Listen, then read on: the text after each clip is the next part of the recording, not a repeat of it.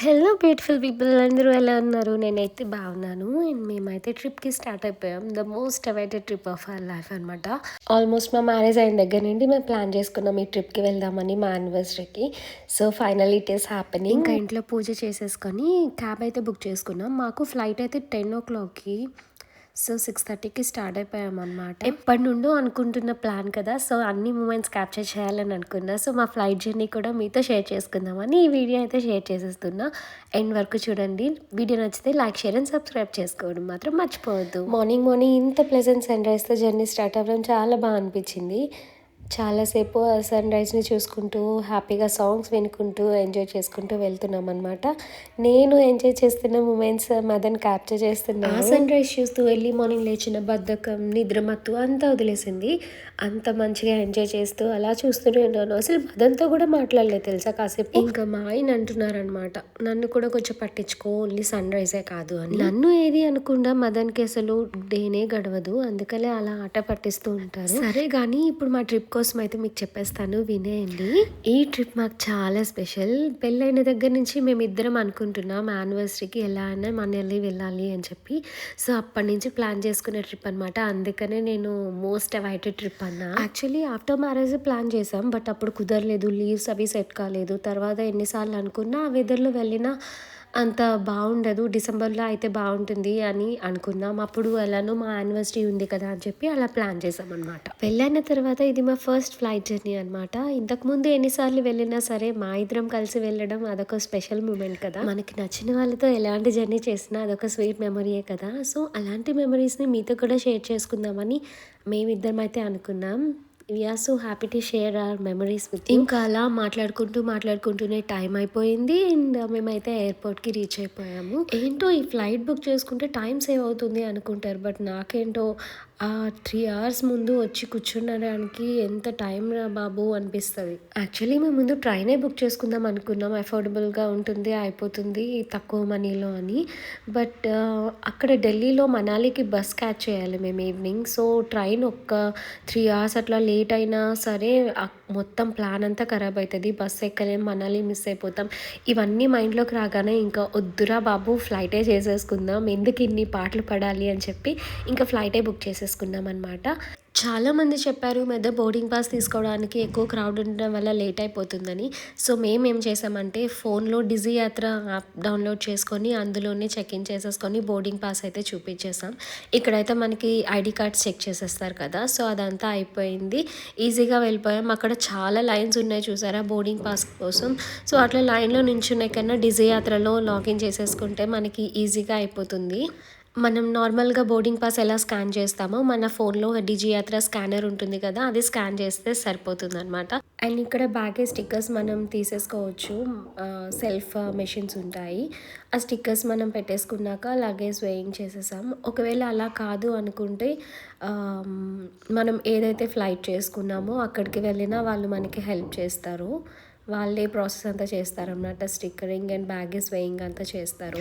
అన్నిటికన్నా పెద్ద tension process ఏంటంటే ఇక్కడ సెక్యూరిటీ చెక్ దగ్గర మొత్తం ఎలక్ట్రానిక్ ఐటమ్స్, బెల్ట్స్ అన్నీ తీసి పెట్టాలి. అదంతా పెద్ద తలనొప్పి అనిపిస్తుంది నాకు. కానీ ఏం చేస్తాం, అవి చేస్తే కానీ మనల్ని లోపలికి పంపియరు. ఏ చిన్నది మిస్ అయినా సరే మళ్ళీ మనకే బాధ అనమాట. సో ఇంకా అవన్నీ తీసేసి అంత సెక్యూరిటీ చెక్ ఇన్ అంతా అయిపోయాక మాకు గేట్ నెంబర్ 13 ఇచ్చారు. అక్కడికి నడుచుకుని వెళ్తున్నాం. నేను ఒకలా వీడియో తీయమంటే మదన్ ఒకలా వీడియో తీస్తున్నారు. అందుకని నేను గొడవ పడుతున్నాను అనమాట చిన్నగా. అలా కాదు, ఇలా వీడియో తీయాలి అది ఇది అని చెప్పి. ఇంకా ఎయిర్పోర్ట్లో షాప్స్కి ఏమైనా తక్కువ చాలా ఉంటాయి, కానీ రేట్లు మాత్రం బీభత్సంగా ఉంటాయి అన్నమాట. అందుకే అలా చూస్తూ వెళ్ళిపోవడం తప్ప ఏది కొనాలనే సాహసం నేను చేయలేదు. ఇవైతే నాకు భలే నచ్చాయి. అన్ని బ్రాస్ మెటల్స్లా అనిపించింది. ఈ కృష్ణుడి ఐడల్ చూసారా ఎంత బాగుందో. చిన్న ఐడల్స్ నుండి పెద్ద ఐడల్స్ వరకు అన్ని బ్రాస్ మెటల్స్తోనే చేశారనమాట. ఇంకా చాలా బాగున్నాయి. బాటిల్స్ కూడా భలే ఉన్నాయి. అన్ని వెంకటేశ్వర స్వామి ఐడల్ అయితే ఎంత బాగుందో, డీటెయిలింగ్ చాలా బాగుంది. ఇంకా నార్మల్గా చెప్పక్కర్లేదు కదా, ఎయిర్పోర్ట్లో ఊరికి కావాలనే పెడతారనిపిస్తుంది. అంటే ఖాళీగా 3 hours కూర్చుంటాం కదా, ఏం చేస్తామా అని చెప్పి ఊరికే మన షాపులకి వెళ్తాం, ఏదో ఒకటి నచ్చుతుంది, ఏదో ఒకటి కొనేసుకుంటాం. ఇదంతా వాళ్ళ మార్కెటింగ్ స్ట్రాటజీ. కానీ మనకు తెలుసు కదా మన బడ్జెట్. సో ఏం చూడకుండా అలా విండో షాపింగ్ చేసుకొని వచ్చేయాలి. అలా ముందుకు వెళ్ళిపోతుంటే ఐఫోన్ కేసెస్ షాప్ అయితే కనిపించింది. ఎంత బాగున్నాయో కేసెస్. తీసుకుందాం అనుకున్నా బట్ రేట్స్ చాలా ఎక్కువ చెప్పాడు. ఎందుకులే అని చెప్పి ఇంకొచ్చేసాము.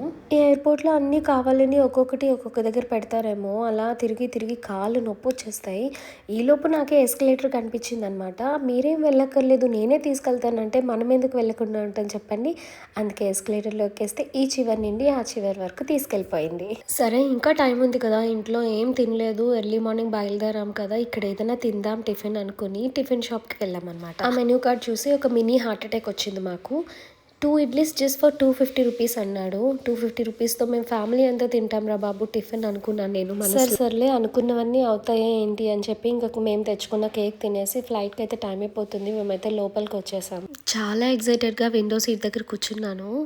అప్పుడు అనిపించలేదు. విండో పక్కన చూడగానే ఏడ్చుకున్నాననమాట. ఎంతో ఎక్సైట్‌మెంట్‌తో నేను బుక్ చేసుకునేటప్పుడే ఆ రెక్క అడ్డు రాకుండా ఉండే విండో సీట్‌ని ఎక్స్ట్రా చార్జ్ పెట్టుకొని మరి బుక్ చేసుకున్నా. కానీ వీడు సడెన్‌గా ఫ్లైట్ చేంజ్ చేసి కరెక్ట్‌గా ఆ రెక్క ఉన్న దగ్గరే నాకు ఆ విండో సీట్ ఇచ్చి చచ్చాడు. ఇంతకన్నా దరిద్రం ఇంకేమైనా ఉంటదా? సర్లే ఇంకేం చేస్తాం, మార్చుకునేకి ఆప్షనే లేదు అని చెప్పి ఇంకా సర్దుకున్నాను నేనే. సరే పోనీ విండో సీట్ ఖరాబ్ అయింది. అట్లీస్ట్ క్లౌడ్స్ అయినా కనిపిస్తాయి అనుకుంటే ఫుల్ ఎండగుంది. అసలు క్లౌడ్స్ కూడా కనిపించలేదు. జస్ట్ నార్మల్‌గా ఉండింది. ఇంతకుముందు నేను జర్నీ చేసినప్పుడు ఎప్పుడు నైటే చేశాను. సో ఆ లైట్స్ కనిపించాయి. సో ఇది డే టైమ్ కదా, క్లౌడ్స్ కనిపిస్తాయని ఎంతో ఎక్సైటింగ్‌గా ఫీల్ అయ్యాను. బట్ అది కూడా లేదు. దొరికిందే ప్రసాదం అన్నట్టు ఇంకా విండో సీట్ వచ్చాక ఏం చేస్తానో కాసేపు అలా చూశాను. తర్వాత ఇంకా నిద్ర వచ్చేస్తే పడుకుని పోయాననమాట. ఇన్ని దరిద్రాల్లో ఒక మంచి పని జరిగిందంటే ఇదొక్కటే. బ్రేక్‌ఫాస్ట్ ప్రొవైడ్ చేశారు వాళ్ళు కాంప్లిమెంటరీగా. సరే మార్నింగ్ తినలేదు కదా, అట్లీస్ట్ బ్రేక్‌ఫాస్ట్ అయినా తిందామని తినేసామనమాట. బావుంది. అండ్ కాఫీ కూడా ఇచ్చారు. కాఫీ అయితే ఇంకా క్రీమ్ నేను సరిగ్గా కలుపుకోలేదు. అదేదో వాటర్ తాగినట్టుగా అనిపించింది. నచ్చలే. ఇంకా బ్రేక్‌ఫాస్ట్ తినేసాక కాసేపు అలా పడుకునేసాను. ఇయర్ పెయిన్ వస్తుంది. మీలో ఎంతమందికి ఫ్లైట్ జర్నీ చేసినప్పుడు ఇయర్ పెయిన్ ఎక్స్‌పీరియన్స్ చేశారు నాలాగే? కామెంట్స్‌లో చెప్పేయండి. అక్కడ చూసారా హ్యాండ్ ముద్రాస్ ఉన్నాయి. అది భలే అనిపించింది నాకు. చాలామంది అక్కడ ఫోటోస్ తీసుకుంటున్నారు. అండ్ ఇక్కడ ఈ టాయ్స్ అయితే భలే అనిపించాయి. చిన్న చిన్నగా భలే మూవ్ అవుతున్నాయి. బ్యాటరీవి అనుకుంటా. ఇంకా ఎయిర్‌పోర్ట్ గేట్ నెంబర్ 3 బయటకొచ్చేసాక మనకి మెట్రో కనెక్షన్ అయితే ఉంటుంది. ఇక్కడే మనం మెట్రో తీసుకోవచ్చు. అండ్ మాకు ఈవినింగ్ బస్‌కి ఇంకా టైం ఉంది. సో ఈలోపు ఏదైనా ప్లేస్ చూద్దామని మేము అనుకున్నాం అనమాట. ఎక్కడికి వెళ్ళాలన్నా న్యూఢిల్లీ అయితే మేము రీచ్ అవ్వాలి. అక్కడ లోకల్స్‌ని కనుక్కుంటే రెడ్ ఫోర్ట్‌కి వెళ్ళడానికి న్యూఢిల్లీ మెట్రో నుంచి మళ్ళా మెట్రో లైన్ చేంజ్ అవ్వాలని చెప్పారు. అండ్ న్యూఢిల్లీ మెట్రోలో మనకి క్లాక్ రూమ్స్ అవైలబుల్‌గా ఉంటాయి. మన లగేజ్ పెట్టుకోవడానికి. అంటే మన స్మాల్, మీడియం, లార్జ్ బ్యాగ్స్ బట్టి అండ్ టైం బట్టి వాళ్ళు చార్జ్ చేస్తారనమాట. సో ఇంక లగేజ్ ఇచ్చేసి రెడ్ ఫోర్ట్‌కి అయితే స్టార్ట్ అయిపోయాం. And this is our first flight journey video. మీకు ఎలా అనిపించింది కామెంట్ సెక్షన్‌లో చెప్పేయండి. ఆల్సో నా వీడియోస్ నచ్చితే మీ ఫ్రెండ్స్ అండ్ ఫ్యామిలీకి షేర్ చేయండి. అండ్ మన ఛానల్ని సబ్స్క్రైబ్ చేసుకోమని చెప్పండి. ఇంకా మరిన్ని వీడియోస్ కోసం స్టే ట్యూన్. Bye bye.